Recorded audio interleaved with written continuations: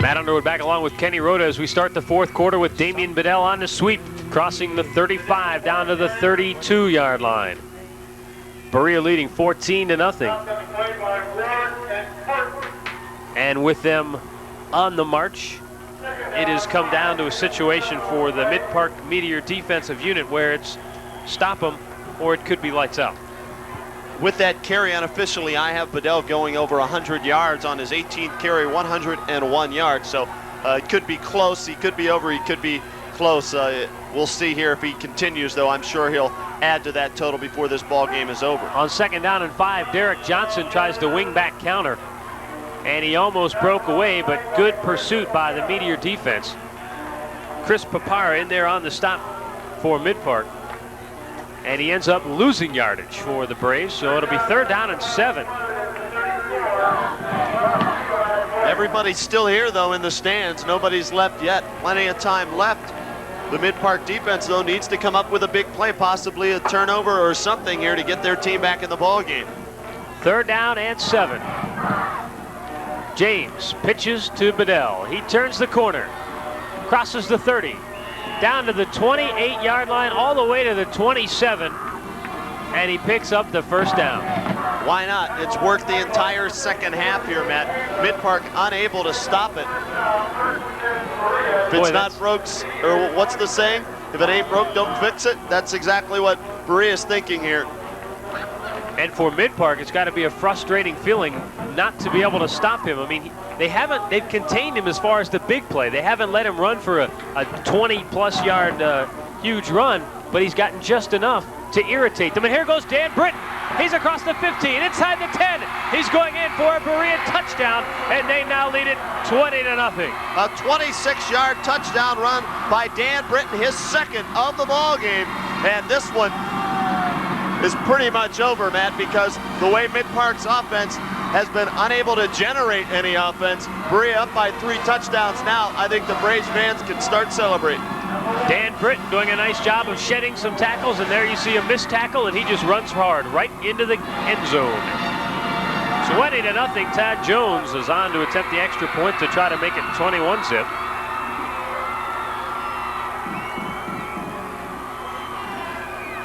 The holder is the quarterback, Todd James.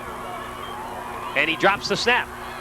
He's going to try to fake it. He gets the ball away, but it's going to be, is it caught? No, I believe it was incomplete, so it doesn't matter. Now a late flag. So this is going to be a personal foul on sportsmanlike conduct that's going to be tacked on to the kickoff. So depending on who this flag is against, it could be very costly for Midpark if it's against them. In any case, our score, Berea 20, Midpark nothing. This is a dead ball foul, so no matter what, we will not have another extra point attempted.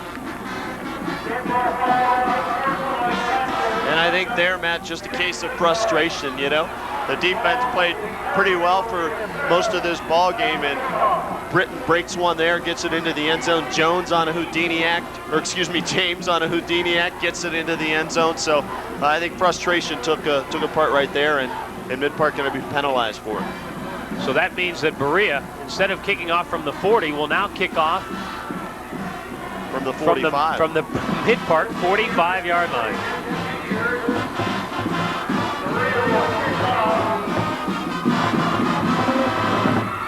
And the officials now have to get Midpark ran down to the wrong side of the field. They're not in the game right now. No, they're not. They were dropping back to take the kick where Berea was going to be kicking off from, and the officials looked and said, wait a second, are we right? Yeah, we're right, they're wrong.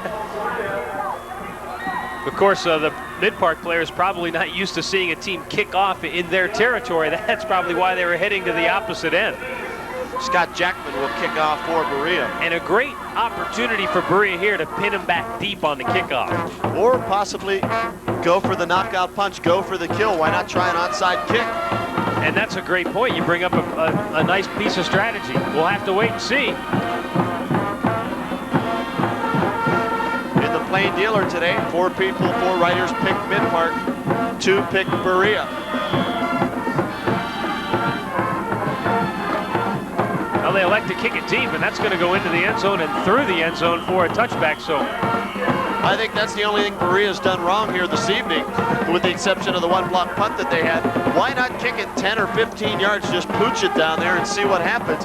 You're kicking from the 45. This way, if you kick into the end zone, it brings it back out to the 20. So you only give up 25 yards right there. So.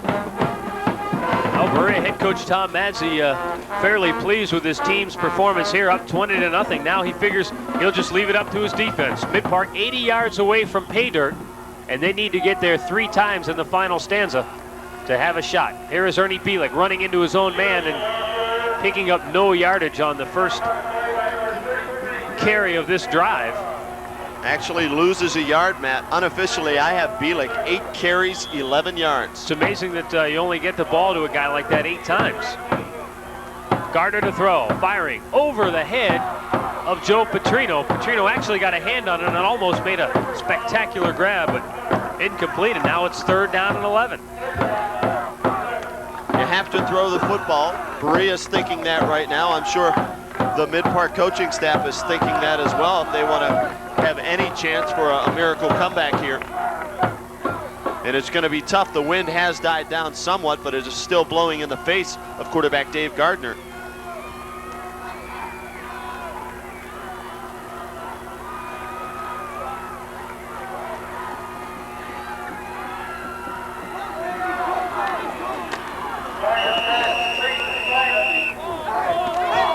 Now we've got more extracurricular activity and more penalty flags.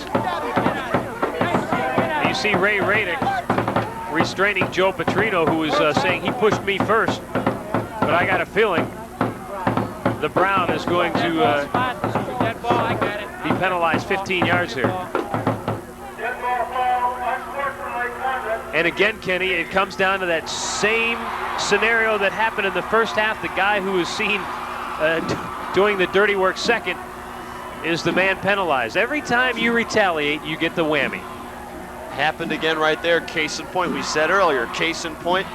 I mean, what you don't need any more evidence than that right there. So if you're out there watching, if you're a high school football player, a Pee Wee League football player, college, whatever, if you're out there watching, you know, have a little pride, swallow it, I should say, swallow your pride. Don't throw the last blow, because that's the one that usually gets caught. 9 minutes, 46 seconds left to play in the football game, and Midpark will punt it away.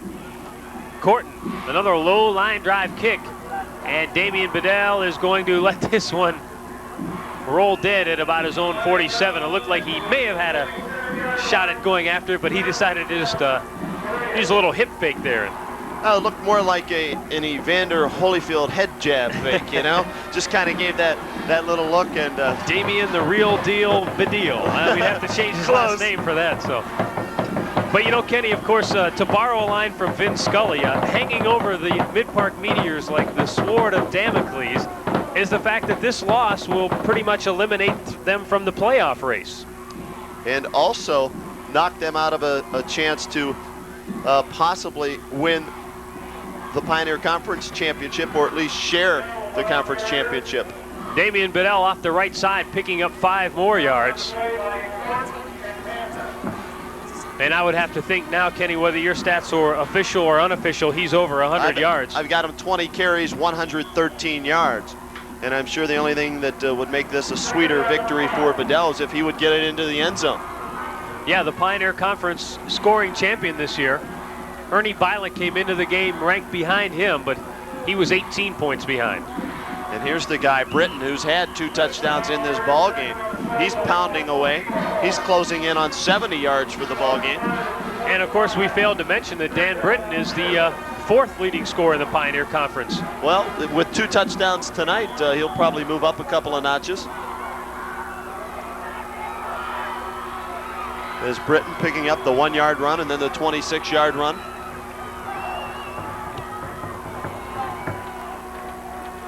Have to check my stats here in a second. Here goes Bedell off the left side. And a good defensive play there made by Bill Kelly, and he's been outstanding all season long for the Midpark Meteors. The senior defensive end has rarely given up the corner. No, and if you have to pick a player of the game for Midpark, I think it's got to be Bill Kelly, the way he's played here. Even with his team down by 20 points with 8 minutes to go in the fourth quarter, he's still playing like it's the first play of the game. And that's what Ray Radick likes to see out of his players on this team, is that they don't give up, even if the obstacle's too much to overcome. High snap, the punt is away. It's going to bounce at the 10, now at the 5, and go into the end zone. And a moment ago you were wondering, now we've got another late penalty flag at about the 35-yard line, and I think this is going to be called because Ray Radick is out on the football field and the coach is not allowed to be on the field. Now we have a little unfortunate extracurricular activity, and both benches are emptying out onto the field, but now we've got both coaches pointing fingers at each other. I'll tell you really why. The reason the head coaches came out onto the field was to restrain their own players, because they don't want to see an unfortunate incident like this mar a great rivalry. But this is why you have a rivalry. These are the types of things that fuel that competition. And you're right, Kenny, this is just a case where tempers are flaring, guys are frustrated. But the reason Ray Radick was upset was the fact that his punter was roughed on the kick. I mean, the guy was knocked down and no flag was called. In the referee's mind, the kicker kind of fell down of his own accord, but there were guys falling all around his feet. Maybe one ran into him, in fact. But no penalty was called. Then Radick was on the field, and unless it may have been one of his assistant coaches that was on the field asking the officials, and then another flag flew. Well, Damian Bedell was involved right in the middle of that as he was walking over towards the Midpark bench, and he was surrounded by about 5 players, and that's why you saw the Berea bench empty and head over this way, because Bedell was outnumbered. And so the Berea players came over to I don't know if they were there to help him or just get him out of the way. And then the coaches came over, words were exchanged, and now it's time for the officials to sort things out and see where we have the football and who has the football and what's going to happen. Went to a football game and a World Wrestling Federation Battle Royale broke out. Now you get the penalty. I don't know, I suppose appropriately enough is the way things have gone for Midpark, is assessed solely against the Meteors. No penalty here assessed against the Berea Braves, and that'll leave Ray Radick scratching his head for sure. Because, Kenny, how can you only penalize one team with both teams empty out onto the field? You've got to penalize the other team in that situation, whether they're coming to the rescue of one of their own players or not. I just think to keep order in hand, you've got to penalize both of them. And a lot of people might say, yeah, but that's kind of like kissing your sister. You let them, you don't penalize anybody. But hey, you keep penalizing Midpark all night. Berea hasn't gotten one yet. They keep thinking they can get away with those extra pushes and shoves. And I guess in a sense, why not keep doing it until you get caught, especially if you're up by 3 touchdowns.